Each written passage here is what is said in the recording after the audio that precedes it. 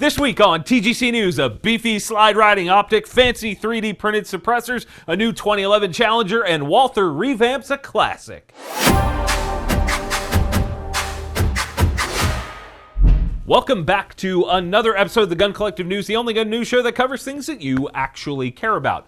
My name is John Patton. If you guys want to know more about the wall, and you probably should because it's freaking rad, hit the link below. Now, let's kick this week off with a little industry sort of health update with the use of FBI-reported background check numbers.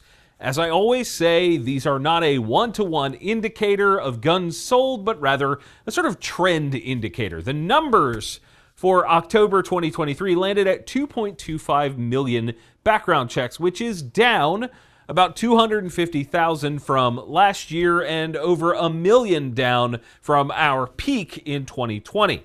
It is a trend upward from September of this year, which was 2.1 million, and that's likely due to the Israel-Hamas conflict and the fear of unrest here in the US. The industry itself has been severely lacking innovation and truly front-running, exciting products. It just hasn't happened, really.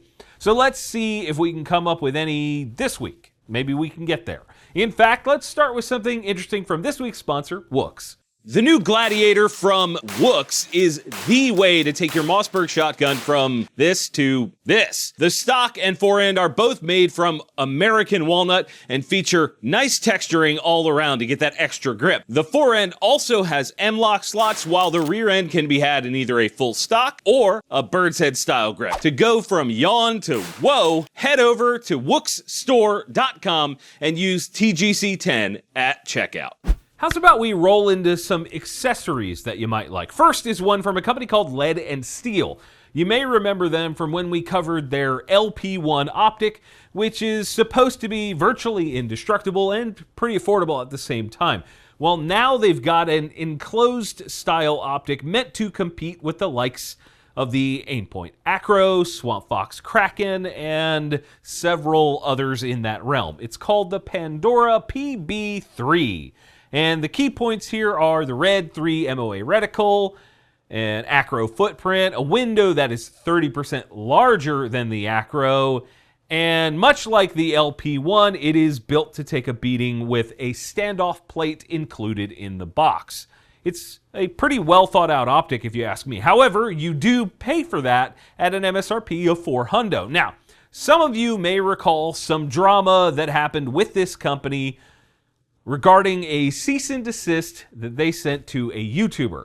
I think it's important to acknowledge that that definitely did happen and that I don't know all of the details. I haven't talked to both parties, but I do know that doing something like that is not a good look. However, my experience with the products has been good, and the folks at that company have never tried anything weird with me. They've never come at me, so it is what it is. I do like seeing more affordable optics, and I do like that these are made with hard use in mind. PTR Industries, who we mentioned as the new North American manufacturer of Archon pistols last week, has a new suppressor line that has me curious.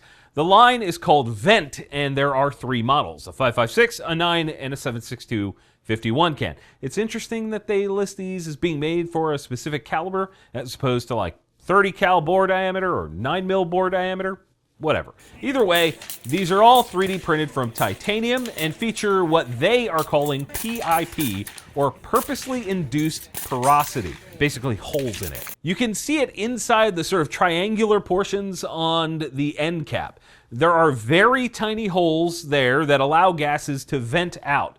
And they are claiming that these cans outperform nearly every competitor, which is a big claim. They weigh in at 12.3 ounces for the 30 cal, 8.9 for the 9, and the same for the 5.56. The 7.62 and 5.56 are listed as full auto capable, which is pretty vague, and the 9 mil has a 120 round full auto limit, and you're intended to let it cool for like 10 minutes after that. So in my opinion, that's not really full auto rated, I guess. Either way, for that pricing, they better be f***ing awesome. MSRP for the 9 is 425 credits. And the rifle cans are not available yet, but I'm told they will have an MSRP of $14.99 when they do release. Like I said, that's definitely not cheap, but I suppose if they really are one of the top dogs and this new tech from them, this PIP, is good, perhaps it might be worth it. I would love to hear from you guys on this down in the comments. You guys remember how we were all giving Smith & Wesson a bunch of crap about copying Kel-Tec's homework? Well, it turns out Escort is doing the same thing. Say hello to the Bulltac. This is the closest thing I've seen to a ripoff of the Kel-Tec KS7. There are some slight differences, though. This Escort comes with an A2 style flash hider, which I think is weird on a shotgun, an ejection port on the right side, which means this is not friendly to lefties, and you can get it in 12, 20, or 410, whereas the Kel-Tec is only 12 or 410. Now, the 410 is a dual tube. The Kel-Tec version is a dual tube, but it looks very similar, so I lumped it in here. And because this is an imported gun, the magazine tube is limited to 5 rounds no matter which gauge you pick, as opposed to the Kel-Tec that holds 7 rounds of 12, or the dual tube 410 that holds 10 3-inch 410 shells. As it turns out, though, I'm a bit late on this one, and Curtis from VSO Gun Channel did a video on it already. He tells me that this thing is actually pretty good, and for the MSRP landing under $3, it might be worth considering. That's pretty damn cheap. There is a link in the description to go watch that VSO video after you finish this one. Moving on from there, how's about a new rifle? It's from a company called Brenton USA, and these guys focus on hunting rifles rather than tactical, even though they are AR-15s. There are 4 versions. The Tracker, which has a fixed stock and 22-inch barrel, the Scout 18-inch adjustable or fixed version, and then the Guide, which is essentially the same with an 18-inch barrel and an adjustable stock. With minimal differences between the models, the standouts are going to be the finish, which comes in a bunch of different camo patterns, the available chamberings, the adjustable trigger, and in general, higher quality parts, and the fact that these lean into hunting with an AR. In terms of chamberings, they can be had in 204 Ruger, 223 Remington, 22 Nosler, which I thought was a dead cartridge, 224 Valkyrie, which is about the same as that, 6 ARC, 6.5 Grendel, 350 Legend, and 450 Bushmaster. That's a pretty wide variety, which is neat. However, pricing is a little bit less neat. The Guide, which only comes in one camo called Midnight and is meant to be their sort of entry level, is just shy of $1,800. The top end is close to $2,000. If they're good rifles, they could be worth it, but that is a big mountain to climb. Now, these guys have offered to send me one for review, and I'm currently thinking the 22-inch in 6 ARC, or maybe I can get them to do it in 22 ARC, but I'd love to hear which one you guys would like to see me shoot in the comments. Let's keep it rolling with a bunch of new handguns, shall we? I'll hit you with these pretty quickly. Volquartsen has a new one called the Scorpion Mini, or the Mini Scorpion. Same thing. It is essentially the same gun as the regular Scorpion, but now with a 3-inch barrel as opposed to the 4.5 or 6-inch full-size versions, and there's no compensator on this one. MSRP is $14.82. Next up, a couple of SIGs. First, they just got approval for the P365 on the California roster, which means those behind enemy lines can now grab one. The version you'll get is the small boy with an optic cut, which is cool, manual safety, and 10-round mags. It also has a magazine disconnect because your state is full of commies. There's also a new version of the 320, which happens seemingly at least once a month at this rate. This is the X10 Comp, so it's the X Series 10 mil, but with a single port compensator built into the nose of the slide. You get 15-round mags, the optic cut, and a nice flat trigger. For me, this could be rad. I'm skeptical that the port is doing much, but with 10 mil, anything helps. Make up the prices for the SIGs below. And before we get into a couple new guns, how about we do the deal of the week? Now, you guys have heard me talk about Vertex a lot. I talk about them all the time. I love my bags. I love what they do. My code is TGC, and that gets you 15% off at their site pretty much any time. It bumps in the holidays, but for now it's 15. While I was digging around for deals this week and comparing prices, I found an even better deal on Amazon. Their 42-inch rifle bag is 16% off. Yeah, an extra point there. But the 36-incher is 24% off. There are links in the description so you can go compare pricing yourself, and if you're looking for a great deal, this is a good chance to snag one. Okay, how about some more new guns? We all love new guns. That's why we're here, right? That's why you're here, right? With the rise of the 2011 style pistols, we are seeing some really nice guns come out, and we're adding another to the list. A company called Jacob Gray Firearms just released the TWC-9. TWC stands for Throwback with Capacity. Interesting. It has a 4 1/4 inch barrel, 17 round mags, a flat 3.5 pound trigger, a mag well, an optic cut, big old sort of dragon scale looking serrations, an aluminum grip module, ambi safety, and a pick rail under the nose, and then it's got XS sights on top. It looks really nice. It looks like super well built. And that price tag reflects that. MSRP is $2,500. If we compare that to the big dog in the space, Staccato, we see the Staccato P is the closest to this gun.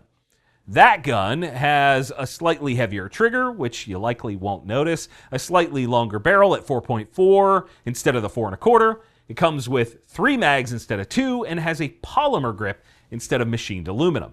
And the price tag is actually the same as the TWC-9.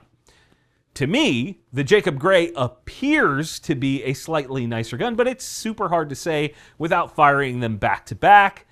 I mean, they both look great. I think that Jacob Gray looks visually a little bit nicer to me. Either way, options are good to have. Moving on from there, Walther has a new one. In order to understand this, we have to look at one of their old guns, the Walther PK380. It's a single stack hammer-fired 380, and I bought one about 10 years ago. It was one of my first guns, and in fact, it was the first gun that I ever reviewed. Cringe incoming. We'll do a quick pistol review on the Walther PK380. Ugh. Man, honestly, it's kind of embarrassing for you guys to see that. It was a terrible review, but it eventually led to where I'm currently standing. That said, the gun has some significance in my heart. It was super picky on ammo, which sucked, and it was a pain in the ass to take apart and put back together, and it didn't carry a ton of ammo. Well, Walther just released the PD380, which appears to be an updated version of the PK. It is, again, a hammer-fired 380 with a 3.7-inch barrel, 2 9-round magazines, and the texture and serrations look to be borrowed from the PDP, which people love.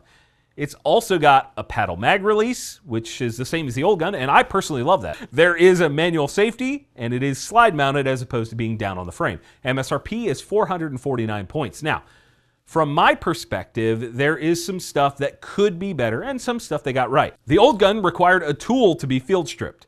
This one does not. The old gun had an excellent grip shape. This one seems very similar. And like I said, I like the paddle mag release. Where they may have slipped a bit is only bumping capacity to 9 rounds.